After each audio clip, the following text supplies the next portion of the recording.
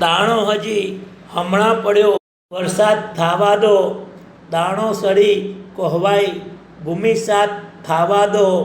ફણગો ઉગીને છોડેથી ડુંડા ઝૂલવા દો. દાણા તણો જગમાઈ જય જયકાર થવા દો. રામ, સીતા અને લક્ષ્મણ વનમાં જવા નીકળ્યા. રસ્તામાં ગંગા નદી આવી. નદીને કાંઠે એક ઝાડ હેઠળ રામે મુકામ કર્યો અને રાત ત્યાં ગારવાનું નક્કી કર્યું. એ પ્રદેશમાં ભીલ લોકોની વસ્તી હતી. ભીલોનો ઠાકોર ગૃહ નામે હતો. તે દશરથ રાજાનો ખંડ્યો હતો.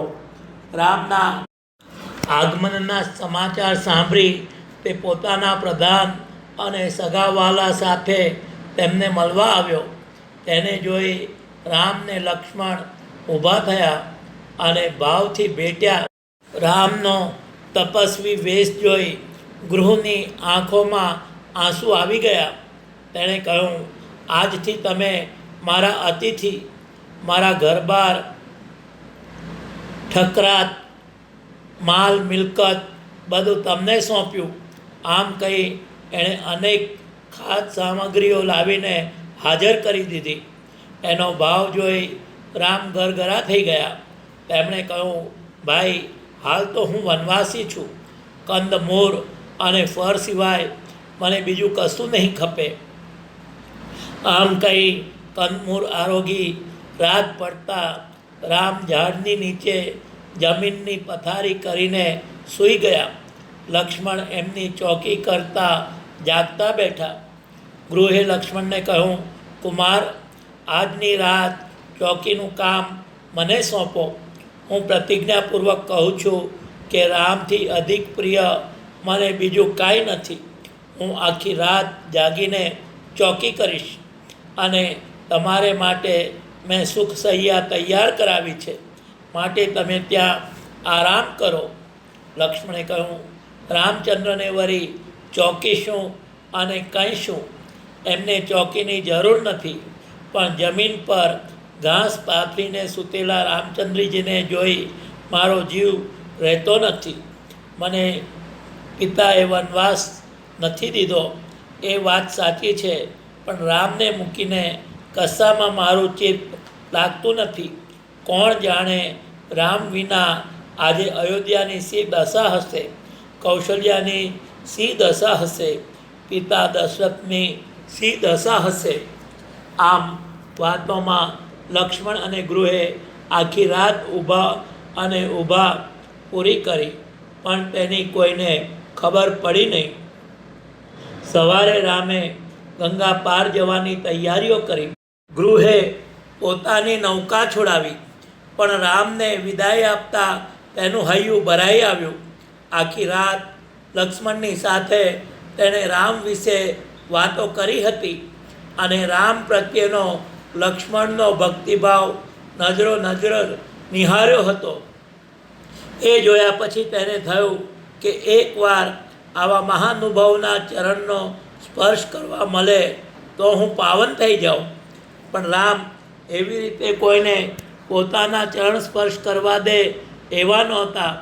આથી ગૃહે ભીલ સહજ બાર બુદ્ધિથી એક યુક્તિ કરી. રામ જેવા નૌકામાં બેસવા જાય છે તેવું તેણે કહ્યું, રહો, નૌકામાં ચડતા પહેલાં તમારે તમારા પગ દોવડાવવા પડશે. રામે હસીને કહ્યું, એ વળી શું? ગૃહે કહ્યું, તમે અસલ જાદુગર છો. હું તમને બરાબર ઓળખું છું. કહે છે કે ગૌતમ મુનિની ઝૂંપડીમાં અકલું કે ચકલું કોઈ નહોતું, માત્ર એક શલ્યા પડેલી હતી. પણ તમારો પગ એ શલ્યાને અડ્યો કે કોણ જાણે ક્યાંથી નમો નમો કરતી બૈરાખડી થઈ ગઈ, શલ્યાની બૈરી થઈ ગઈ. તો મારી આ નૌકા તો લાકડાની છે. તમારો પગ પડે અને એ લાકડાની નૌકા કોઈ ઋષિની મુનિની બૈરી બનીને હાલી નીકળે તો હું શું કરું?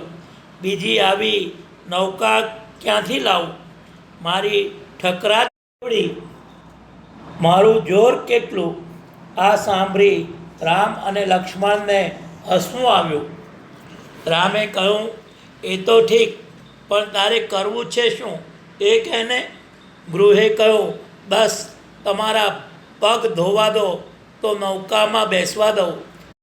વિચાર કરીને મેં ગોતી કાઢ્યું છે કે બધો જાદુ એ તમારા પગમાં છે. એ હું ધોઈ કાઢું પછી મને કશો ભય નથી.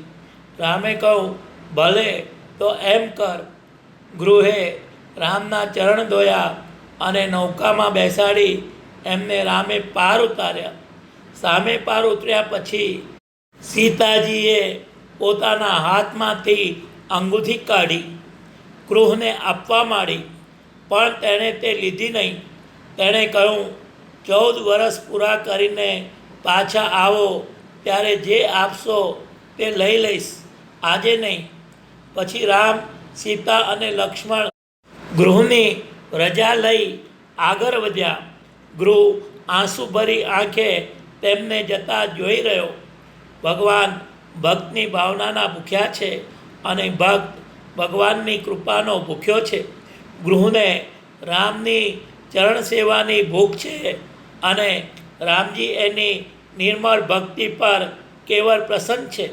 વાત કરતાં આખી રાત ઊભા વીતી જાય એ ભાવ કેવો હશે એની જરૂર કલ્પના કરો. એવા ભાવ આગળ ભગવાન વશ થઈ રહે એમાં નવાઈ શી. રામને કોઈ ચોકીની જરૂર નથી. રામને કોઈ સેવાની જરૂર નથી. સમર્થને શસ્ત્ર શું, સમર્થને રક્ષાશી.